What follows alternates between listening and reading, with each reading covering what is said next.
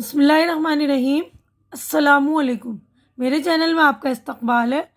आज की हमारी ये वीडियो उर्दू की है। तीसरी जमात का हम करेंगे बाल भारती का सबक नंबर 18 धीरे धीरे।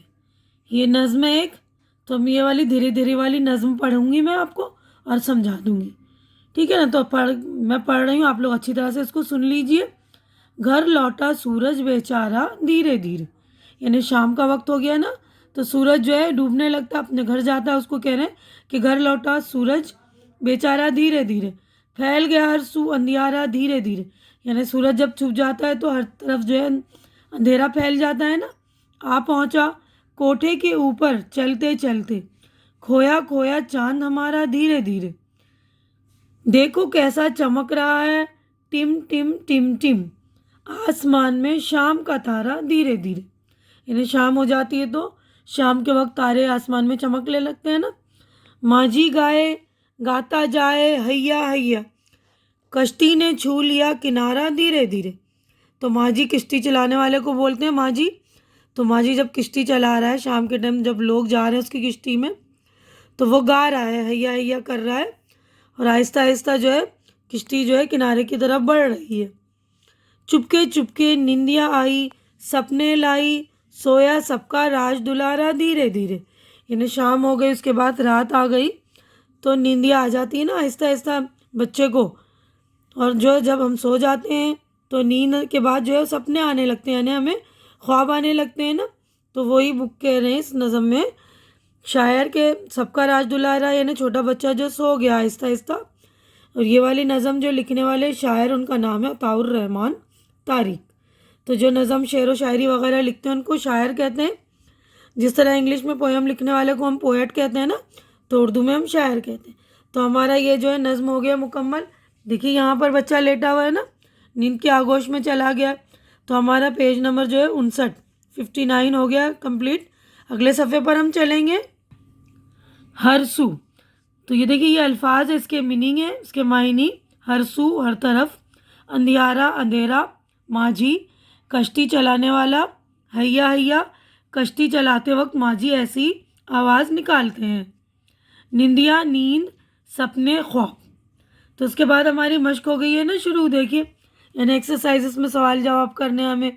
तो ये सवालात हैं, देखिए 5 सवालों के जवाबात हैं। तो ये भी सवालों के जवाबात मैंने तैयार कर दिए आप लोगों के लिए। तो ये पहला सवाल देखिए, एक जुमले में जवाब लिखो। तो पहला सवाल है, नज़म में किस वक्त का जिक्र हो रहा है?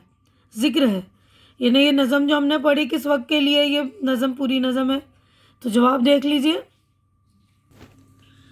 तो देखिए पहले का जवाब है, नज़म में शाम का जिक्र है। सवाल नंबर 2 है, चांद कैसा दिखाई दे रहा है? चांद खोया खोया दिखाई दे रहा है। सवाल नंबर 3 है, आसमान में क्या चमक रहा है? आसमान में तारा चमक रहा है।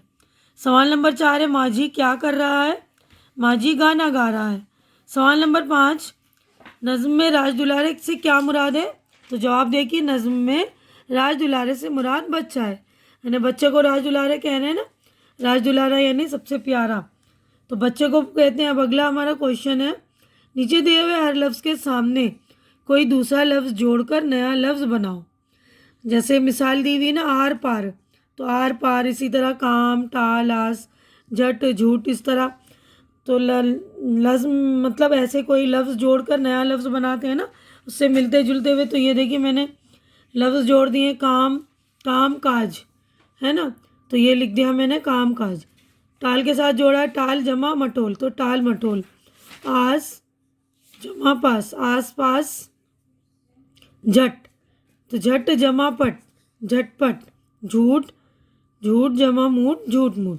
तो इस तरह के अल्फाज इस्तेमाल किए जाते हैं ना साथ में बोलने के लिए, काम काज, टाल मटोल, आस पास, झटपट, झूठ।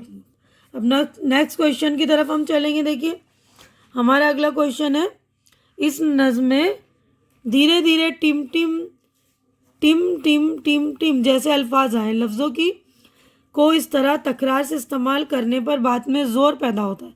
तकरार का मतलब एक ही लफ्ज़ को बार बार बोलते हैं, तो उसको बोलते हैं तकरार। तो इस तरह तकरार करने से, यानी एक ही लफ्ज़ को बार बार इस्तेमाल करने से बात में क्या होता है, ज़ोर पैदा करता है, ज़ोर पैदा होता है। तो नज़्म से ऐसे ही दूसरे अल्फाज लफ्ज़ तलाश करके लिखो। यानी नज़्म से ही हमें अल्फाज तलाश करने हैं दूसरे, जिससे जो ज़ोर पैदा हो रहा है। तो ये देखिए मैंने तलाश कर लिया ये लफ्ज़, देखिए खोया खोया, चुपके चुपके, धीरे धीरे, चलते चलते, हैया हैया। ठीक है ना। तो ये नज़्म के सारे अल्फाज हैं, आप लोग अच्छी तरह से देख लीजिए। अगर आप लोगों को इस जवाबात की वीडियो चाहिए होती है, जैसे आप रोक कर इसको वीडियो को रोक कर आप इसका स्क्रीनशॉट ले सकते हैं, है ना। तो ये देखिए यहीं पर जो हमारा चैप्टर हो गया है कंप्लीट, पेज नंबर 60 है।